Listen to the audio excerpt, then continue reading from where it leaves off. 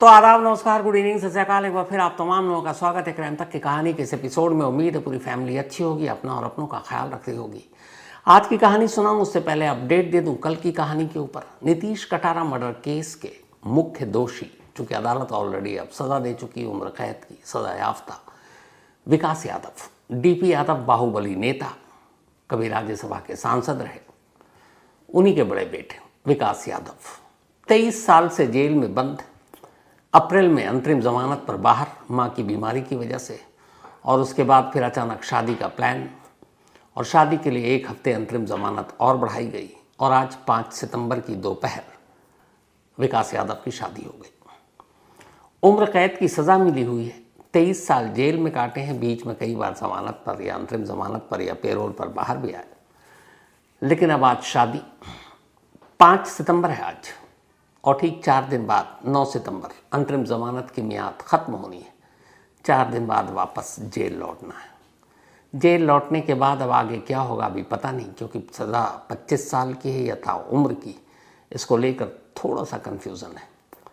आज गाज़ियाबाद में ऐन वक्त पर शादी का लोकेशन बदल दिया गया।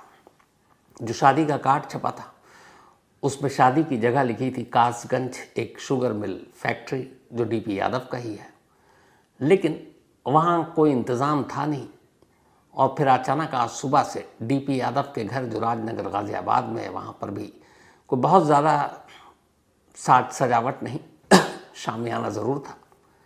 बड़ी सादगी के साथ ये शादी हुई, आर्य समाज की परंपराओं के तहत। घर में ही डीपी यादव और तमाम लोग इस शादी में मौजूद थे। खास रिश्तेदारों को ही बुलाया गया, और दोपहर को हर्षिका यादव के साथ विकास यादव की शादी पूरी हो गई।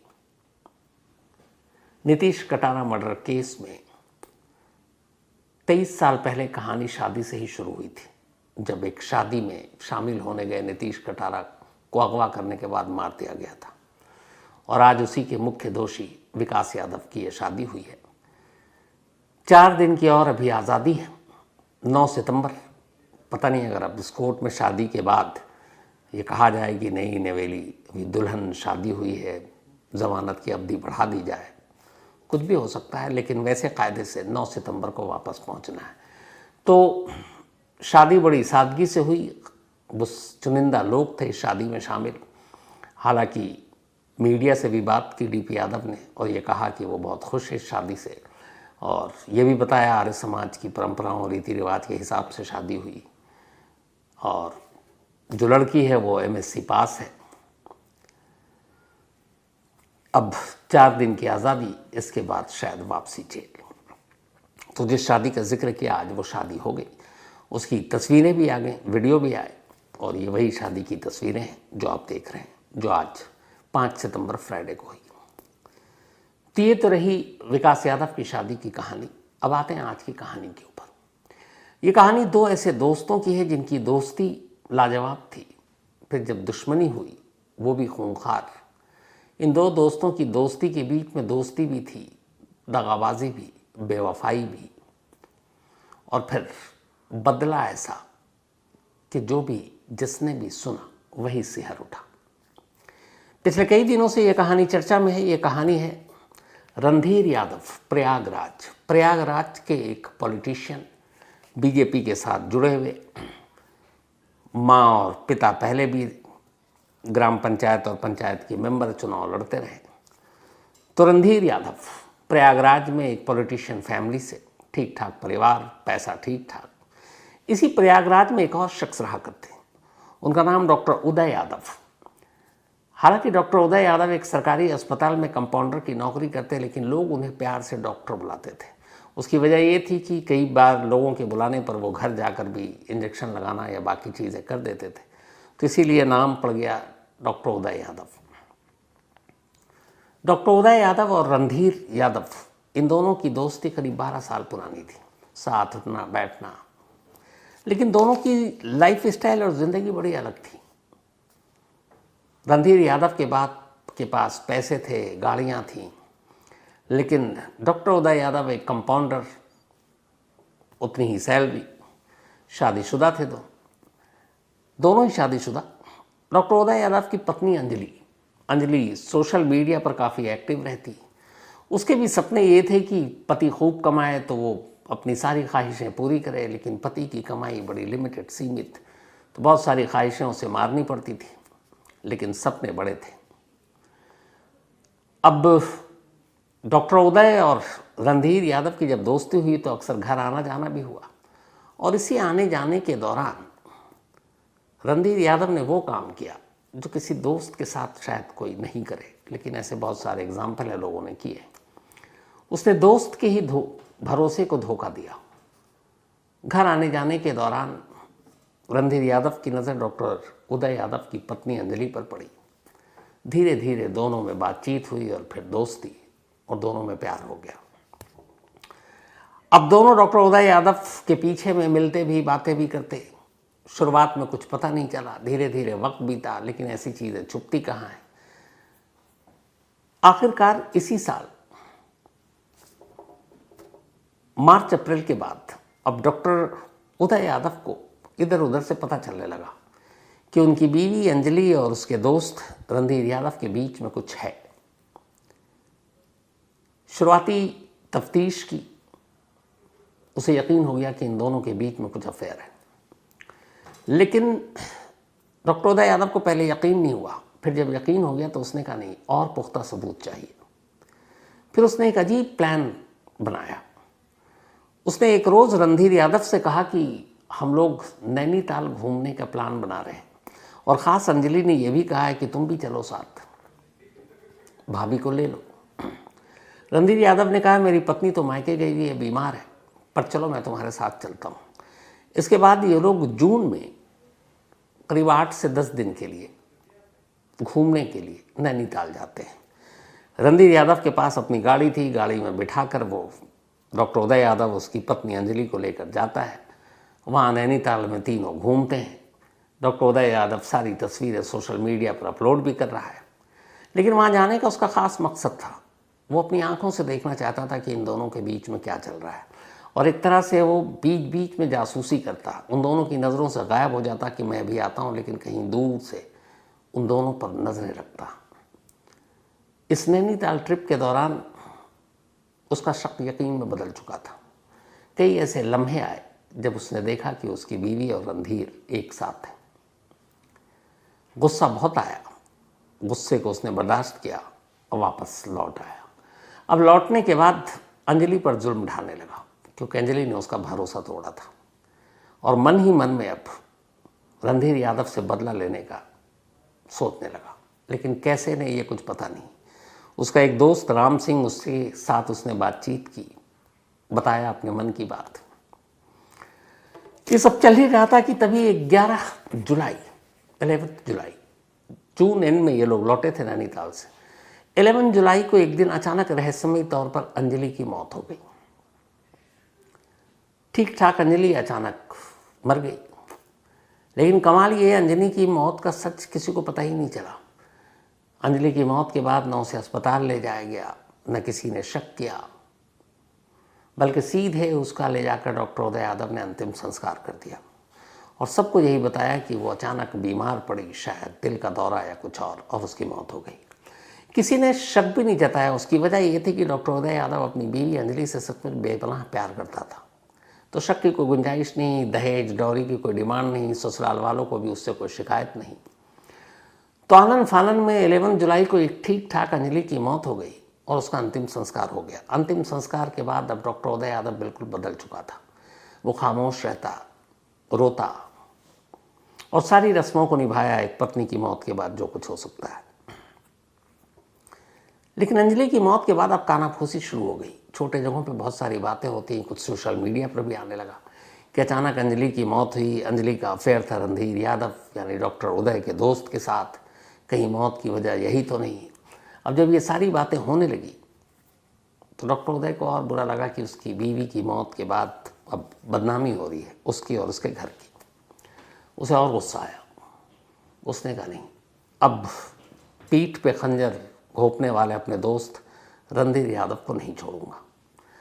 उसने अपने दोस्त राम सिंह के साथ प्लान बनाया, 1-2 दोस्तों को और शामिल किया, और फिर ये तय किया कि रणधीर यादव का कत्ल करेगा, लेकिन इस तरीके से कि पता भी न चले। 22 अगस्त अभी बीते महीने की तारीख चुनी गई।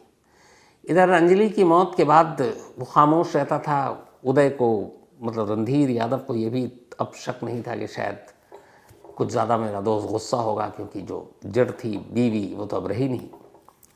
22 अगस्त को अचानक डॉक्टर उदय यादव ने रणधीर यादव को बुलाया एक जगह पर। उन्हें कहा आज बहुत ज़माना हो गया, मिलकर बैठते हैं। वो भी इस सारी साजिशों से बेफिक्र पहुंच जाता है। रात ये लोग एक होटल के पास गाड़ी रोकते हैं, गाड़ी के अंदर ही कारोबार करते हैं, खूब शराब पीते हैं और जानबूझकर डॉक्टर उदय और उसका दोस्त रणधीर यादव को शराब पिलाता है ताकि वो जल्द नशे में आ जाए। प्लान ये था कि इन लोगों ने कहा था चलो बहुत दिन हो गए, कहीं घूम कर भी आ जाते हैं, चित्रकूट तक चलते हैं। पहले रणधीर यादव तैयार था, लेकिन ऐन वक्त पर उस रात उसने मना कर दिया, बोला नहीं मुझे घर जाना है। उन्होंने कहा ठीक है चलते हैं। रास्ते में ही गाड़ी में अचानक डॉक्टर उदय यादव और उसके दोस्त ने मिलकर रणधीर यादव पर रोड से हमला किया। फिर दोनों मिलकर उसका गला घोटा, तब तक घोटते रहे जब तक कि उसकी मौत नहीं हो गई। चलती गाड़ी में रणधीर यादव का कत्ल हो चुका था। इसके बाद अब गाड़ी सड़क पर भाग रही है, रात का वक्त है, अंधेरा है, और अभी तक ये समझ में नहीं आ रहा है कि इस लाश को ठिकाने कहाँ लगाएं। इत्तेफाक से जब गाड़ी चल रही है, गाड़ी के अंदर अब डॉक्टर उदय, राम सिंह और शराब पी रहे हैं। काफ़ी शराब पीने के बाद अचानक नज़र पड़ती है डॉक्टर उदय यादव की रणधीर यादव के मोबाइल पर। शायद घर से कोई कॉल कर रहा था, घंटी बज रही थी, उसने जेब से मोबाइल निकाला। अब अचानक उसके अंदर वो रहस्य जानने का वो जागा कि इसके मोबाइल में भी बहुत सारी चीज़ें होंगी। मोबाइल लॉक था, फिंगर लॉक। उसने उस मुर्दा रणधीर यादव की उंगलियों से मोबाइल को अनलॉक किया। अनलॉक किया जब, तो डॉक्टर उदय यादव का शक सही निकला। उस मोबाइल में उसकी वाइफ अंजलि और डॉक्टर यादव की पत्नी अंजलि और रणधीर यादव के बीच के चैट और गैलरी में बेशुमार तस्वीरें थीं। उनमें कुछ तस्वीरें ऐसी थी जिन्हें देखकर डॉक्टर उदय यादव पागल हो गया। अब वो मुर्दा रणधीर यादव को थप्पड़ मारे जा रहा है गाड़ी में, उसकी लाश को। इसके बाद अचानक उसे गुस्सा है और उसने कहा नहीं, इसको ऐसे नहीं छोड़ेंगे। उसने कहा गाड़ी अब रेलवे स्टेशन की तरफ ले चलो। अब वहाँ से एक नज़दीक railway station Bamrauli railway station था। बमरौली रेलवे स्टेशन के ऑर्डर पर रेलवे ट्रैक के बराबर में गाड़ी रोकी। गाड़ी रोकने के बाद डॉक्टर उदय यादव ने कहा कि अब इसकी लाश को बाहर निकालो और रेलवे ट्रैक पर रखो, ताकि ट्रेन के नीचे आकर वो लाश के चीथड़े उड़ जाएं और कोई पहचान भी नहीं पाए। राम सिंह बाकी लोगों ने मिलकर रेलवे ट्रैक पर अब रणधीर यादव की लाश रख दी। ये जो रेलवे ट्रैक है, ये कानपुर टू दिल्ली रूट का रेलवे ट्रैक है जो बमरौली से जाता है। 200 से ज़्यादा गाड़ियाँ पर डे इस ट्रैक पर चलती हैं, मतलब बेहद बिजी रेलवे ट्रैक। एक ट्रेन गुजरती है, थोड़ी देर के बाद लाश के कई टुकड़े होते हैं। ये लोग गाड़ी में बैठकर अब भी शराब पी रहे हैं, देर रात हो चुकी है। फिर डॉक्टर उदय नीचे उतरता है, कहता है इन टुकड़ों को समेटो, फिर से ट्रैक पर रखो। फिर से उन टुकड़ों को समेट कर ट्रैक पर रखते हैं। थोड़ी देर बाद फिर एक गाड़ी आती है, फिर उन टुकड़ों के टुकड़े होते हैं। वो फिर उतरता है, कहता है फिर से टुकड़ों को समेटो, ट्रैक पर रखो। 3 बार ऐसा करते हैं। ट्रेन आती है और 3 बार उन टुकड़ों के टुकड़े होते जाते हैं। इसके बाद ये लोग वहाँ से निकल पड़ते हैं। चूँकि रणधीर यादव अपनी गाड़ी लेकर आया था, वो गाड़ी ले जाकर चित्रकूट के जंगल में छोड़ देते हैं। प्लान तो ये था कि उसको आग लगा देंगे, लेकिन गाड़ी एक जगह फंस गई, उन्होंने उसे वैसे ही छोड़ दिया। उसके बाद लौट आए। इधर अब 22 अगस्त की रात हो चुकी है। घर वाले रणधीर यादव का इंतज़ार कर रहे। रणधीर यादव आया नहीं, मोबाइल बंद है, घर वाले परेशान। नेक्स्ट 23 अगस्त की सुबह जाकर पुलिस स्टेशन में रिपोर्ट लिखाते हैं।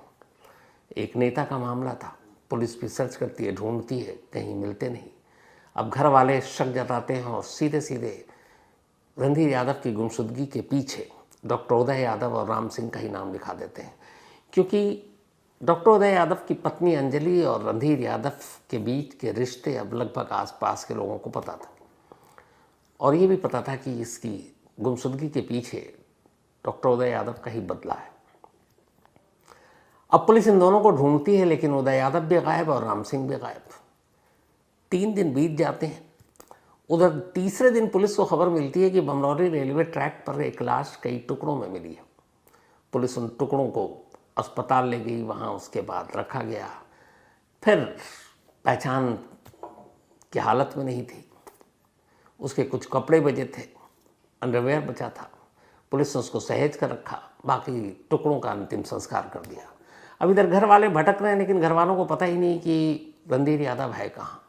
चूँकि पॉलिटिकल बैकग्राउंड से फैमिली, तो ये लोग अब लखनऊ पहुँच जाते हैं। वहाँ डिप्टी सीएम केशव प्रसाद मौर्य से मिलते हैं और बताते हैं।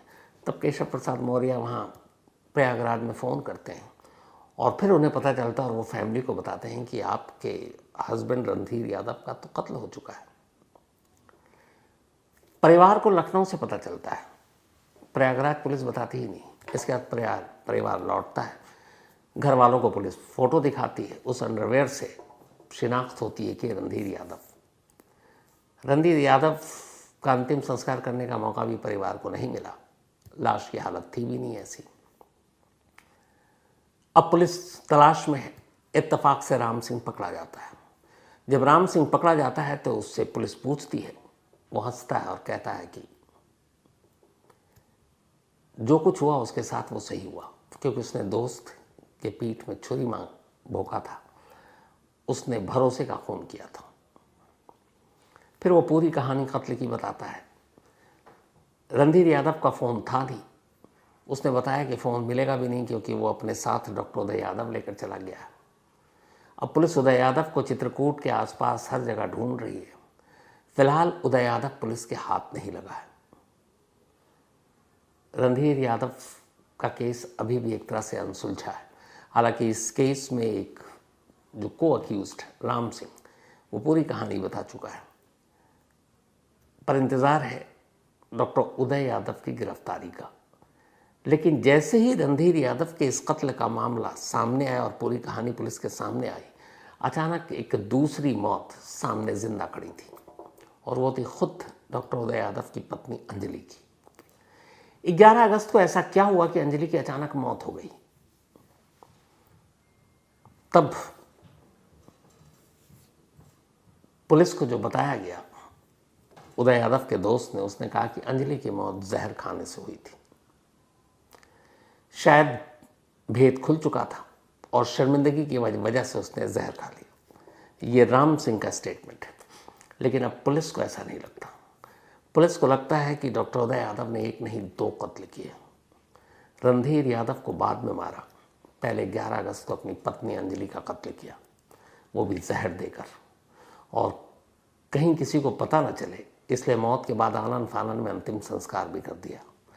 कायदे से देखें तो अंजलि की मौत की वजह क्या थी, अब ये सच ज़माने के सामने आ ही नहीं सकता, इसलिए कि अंजलि का अंतिम संस्कार हो चुका है, कोई पोस्टमार्टम नहीं हुआ, कोई उसका विसरा प्रिजर्व करके नहीं रखा गया।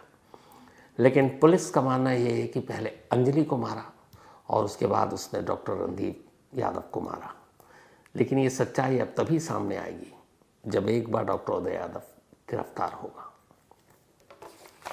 तो एक अफेयर ने 2 लोगों की ज़िंदगी ले ली और कई ज़िंदगी अब बर्बाद हो गई, और कातिल यानी डॉक्टर उदय अब भी पुलिस के हाथ नहीं लगा है।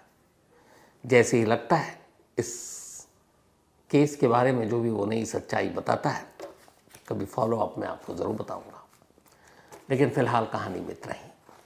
पर कहानी ख़त्म करूं उससे पहले वही अपना सिलसिला। आज RN सिंह जी, एक तो प्रणाम अंकल, हैप्पी बर्थडे, एंड साथ में हैप्पी टीचर्स डे। और टीचर्स डे पूरी क्राइम तक फैमिली मेंबर को भी मैं शुरू में भूल गया था। तो अंकल यानी RN सिंह जी का आज जन्मदिन है, और मेरी यही दुआ है कि आप हमेशा अच्छे रहें, खुश रहें, ऊपर वाला आपको लंबी उम्र दे, तमाम दुख तकलीफ़ मुसीबत बीमारी परेशानियों से बचाए, और आप हमेशा मुस्कुराते रहें। क्राइम तक फैमिली मेंबर को बता दूं कि ये RN सिंह जी यानी अंकल हमारे सबके चहेते अमित सिंह जी के फादर हैं। और अभी अमित सिंह जी का भी 1 सितंबर को बर्थडे था, तो सितंबर में 5 दिन के अंदर बाप बेटे दोनों का बर्थडे। तो अंकल फिर से मेरी यही दुआ, आप हमेशा अच्छे रहें, खुश रहें, और बस यूं ही साल दर साल मैं आपको विश करता रहूं। तो just love you and thank you so much uncle. इसके अलावा आज दुर्गा प्रसाद यादव जी, इनका भी बर्थडे है, तो हैप्पी बर्थडे दुर्गा प्रसाद यादव जी। और ये भेजा है आयाती यादव ने। संध्या गुप्ता, इनका भी जन्मदिन, तो हैप्पी बर्थडे संध्या। और ये भेजा अमित गुप्ता ने है। गुलशन सिंह, इनका भी आज बर्थडे है, तो हैप्पी बर्थडे गुलशन साहब। और ये सोनिका सिंह के हस्बैंड हैं गुलशन जी। हार्दिक पुरोहित, इनका भी बर्थडे है, तो हैप्पी बर्थडे हार्दिक। और ये नीमा पुरोहित जी के भाई हैं। साथ ही अरिंदम कुमार, इनका भी जन्मदिन है, तो हैप्पी बर्थडे अरिंदम। और ये मोहनी जी ने भेजा है, मोहनी जी के हस्बैंड हैं अरिंदम साहब। शफ़ी खान, इनका भी आज बर्थडे है, तो हैप्पी बर्थडे शफ़ी। और ये रुबाना खान के भाई हैं। इसके अलावा बॉबी बजाज दुबई से, इन्होंने एक सवाल पूछा है, and thank you so much आपके मेल के लिए बॉबी बजाज भाई, कि कोर्ट के अंदर जब वकील झूठ बोलते हैं तो क्या वकीलों के खिलाफ कोई कार्रवाई नहीं होती? ऐसा नहीं है बॉबी साहब, होता है कार्रवाई भी होती है, बार काउंसिल इनको बाहर भी कर देती है, लेकिन तब जब ये साबित हो जाए कि वकील ने जानबूझकर कोर्ट को गुमराह किया, गलत सबूत दिखाए, गलत फैक्ट्स दिखाए, और ऐसा उसने इरादतन किया। तो जब भी कोई ऐसा मामला आता है कि वकील अदालत को गुमराह कर रहा है जानबूझकर, कि तस्वीर कुछ और है, तस्वीर किसी और को दिखा रहा है या कुछ, दलीलों में तो आपको पता है कि दोनों पक्ष होते हैं, एक गुनहगार एक कह रहा है मुजरिम, तो उसमें झूठ तो बहुत बोले जाते हैं, और झूठ ना बोला जाए तो फिर मुकदमा इतना लंबा कहाँ चलेगा। और कौन आज के ज़माने में राजा हरीशचंद्र है जो कोर्ट में आकर सामने खड़े होकर हर चीज़ सच्चाई से बयान करते हैं? तो ये मुमकिन तो है नहीं। कोर्ट में आज भी कटघरे में हर के धर्म के हिसाब से पवित्र ग्रंथ पर, गीता हो, कुरान हो, बाइबल हो, हाथ रख कर कसम खिलाई जाती है, लेकिन फिर भी लोग झूठ बोलते हैं। तो वकील साहब भी अपने अपने पेशे के हिसाब से, मुकदमे के हिसाब से जो भी है सब झूठ बोलते हैं, लेकिन जिस दिन अदालत को ये एहसास होता है कि उन्होंने गलत सबूत, फैक्ट्स जानबूझ कर रखा है, तो ऐसे वकीलों के खिलाफ एक्शन भी होता है, कार्रवाई भी होती है। तो इसके साथ ही कहानी में आज इतना ही। अब आपसे मुलाकात होगी कल रात 9 बजे किसी नई कहानी के साथ। तब तक अपना और अपनों का ख्याल रखिएगा। Thank you very much.